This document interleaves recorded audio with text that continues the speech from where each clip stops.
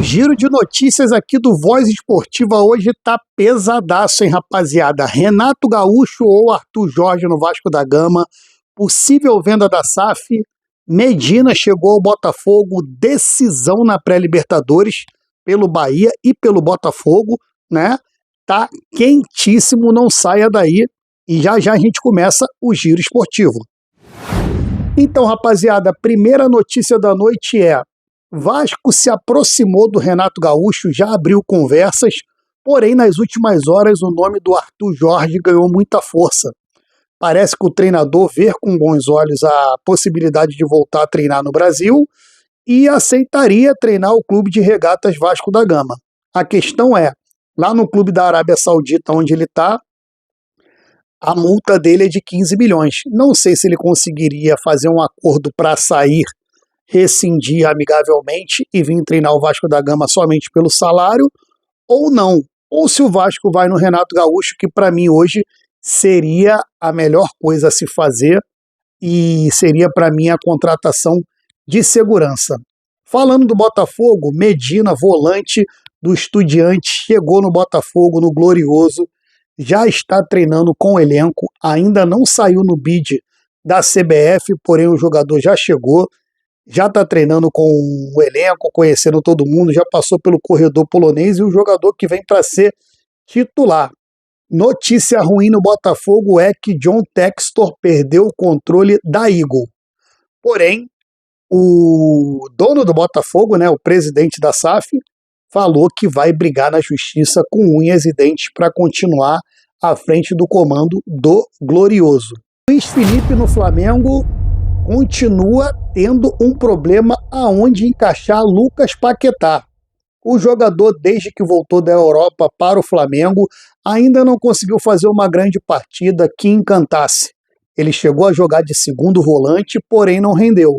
Agora o Felipe Luiz falou que, na mente dele, a melhor posição que ele vê o Lucas Paquetá jogando é pisando na área, como um camisa 10, parecido com a Arrascaeta, ou como um ponta direita com a perna trocada, ou de ponta esquerda, o Lucas Paquetá que é canhoto, porém a grande verdade é que o Lucas Paquetá ainda não rendeu.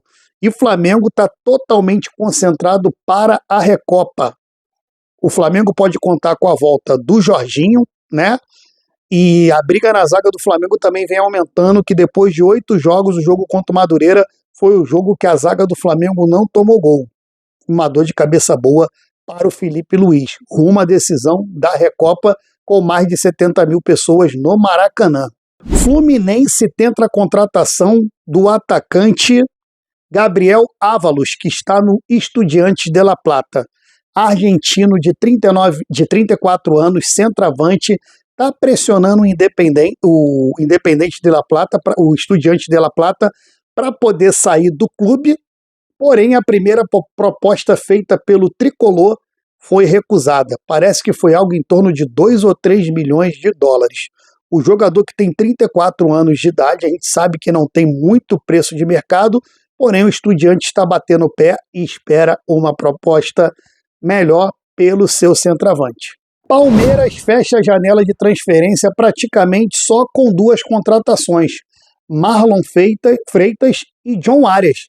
E tem gente que está falando, poxa, mas o Palmeiras só contratou 2 pessoas nessa janela de transferências, mas o Palmeiras conseguiu fazer a coisa mais importante, que é manter a base que tinha no time, não saiu nenhum jogador importante e chegaram 2 jogadores importantes para poder reforçar o elenco.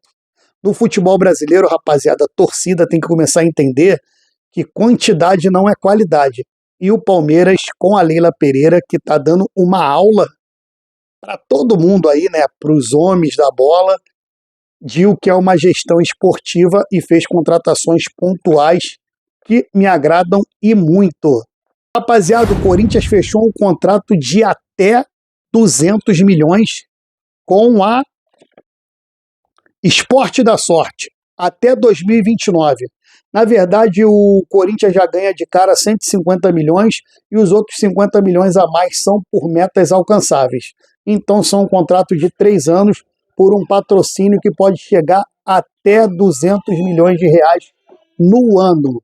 Seria um patrocínio master bem interessante pro Timão que está precisando sair dessa crise financeira gigante que ele se encontra. E no São Paulo, a dúvida é, Lucas Moura vai jogar a semifinal contra o Palmeiras na Arena Barueri, que é de gramado sintético, um gramado qual o jogador critica demais, porém é decisão, né? E semifinal não dá para abrir mão, tem que jogar até no campo de terra e descalço.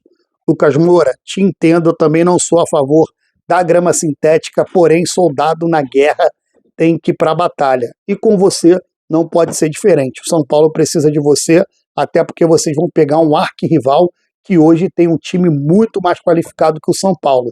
Mas clássico não tem favorito. O que vale é quando a bola rola em campo. E pelo Santos a pressão aumenta gigantescamente para cima do Vojvoda. O jogo contra o Vasco na quinta-feira, válido pelo Campeonato Brasileiro, está valendo como ultimato para o treinador saber se ele vai continuar no comando do Peixão ou não. Já é dado nos bastidores que o empate ou uma derrota, a situação do treinador seria irreversível. E o Santos que está nessa crise aí com Neymar, Gabigol e companhia, o que vocês acham? É uma boa mandar o Vojvoda embora ou continuar com ele no elenco? Lembrando que o trabalho mais longevo que ele teve, que foi no Fortaleza, foi um trabalho excelente e que gerou muitos resultados para o Fortaleza. Inclusive o Fortaleza chegou a ir para uma Libertadores, chegou a jogar a final de Sul-Americana. Eu acho o Vojvoda um excelente treinador. Mandar ele embora agora, já em fevereiro, eu acho um pouco de loucura. Mas eu não sou santista, é apenas a minha opinião, minha tropa. E no Cruzeiro, gente, Caio Jorge está treinando separado por contusão e é dúvida para o clássico contra o Corinthians.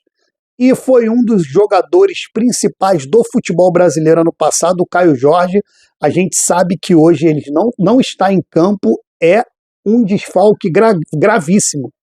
Ele que fez mais de 50%, quase 50% dos gols do Cruzeiro no ano passado, deve ser desfalque para a partida contra o Timão. Atlético Mineiro anuncia novo treinador.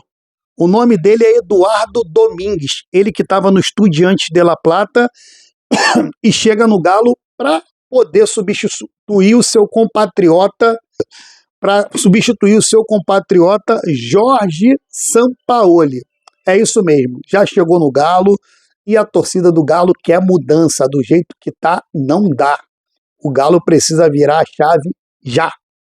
E pelo Grêmio a pergunta que saiu hoje é por onde andava o Luan, o jogador meio atacante que foi o Rei da América em 2017, jogando pelo Grêmio, campeão da Libertadores.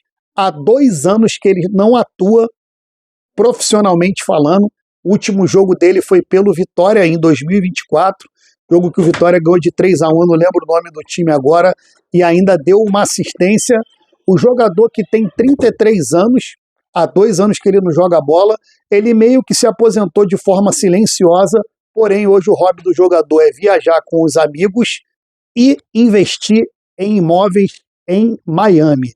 E se você estiver vendo o vídeo aí e quiser investir em Miami ou em Orlando, minha esposa é uma consultora financeira imobiliária da área. Valeu? E no internacional, rapaziada, Carboneiro e Tabata podem ser suspensos agora no Campeonato Brasileiro de 2026, pegar alguns jogos de gancho por uma expulsão que eles tiveram em 2025 contra o Ceará, na última rodada do Campeonato Brasileiro, a qual o Inter conseguiu se manter na primeira divisão e rebaixar o Ceará, que não tinha entrado em nenhum jogo na zona de rebaixamento no campeonato inteiro. Os jogadores que foram denunciados e serão julgados pelo STJD podem pegar esse gancho aí e ficarem de fora de alguns jogos agora do Campeonato Brasileiro 2026. E aí, torcida colorada, o que vocês acham disso? Comenta aí para eu saber. E o Bahia, da Boa Terra, conta com a volta do Everton Ribeiro para o jogo de volta da pré-Libertadores. O Bahia, que perdeu o primeiro jogo de 2-1, foi 1-0 para o Ognis, agora em casa quer reverter o resultado. E o meia Everton Ribeiro, que é cascudo, conhece a competição sul-americana, já falou, quer jogar bola, não cair na catimba deles, ter cabeça no lugar, que o resultado é totalmente reversível. Valeu, minha rapaziada. Comenta aí o que você acha, se o Bahia vai conseguir uma classificação para a fase de grupos da Libertadores ou não. E esse foi o nosso giro de notícias hoje aqui do Voz Esportiva, pegando fogo com informações quentinhas para vocês, rapaziada. Quem assistiu o vídeo até o final, eu peço que você curte, comenta e compartilha para geral. Se inscreve aqui no canal do Voz Esportiva, o canal mais democrático do YouTube e que mais cresce para você, torcedor, porque aqui no canal você tem voz. Tchau!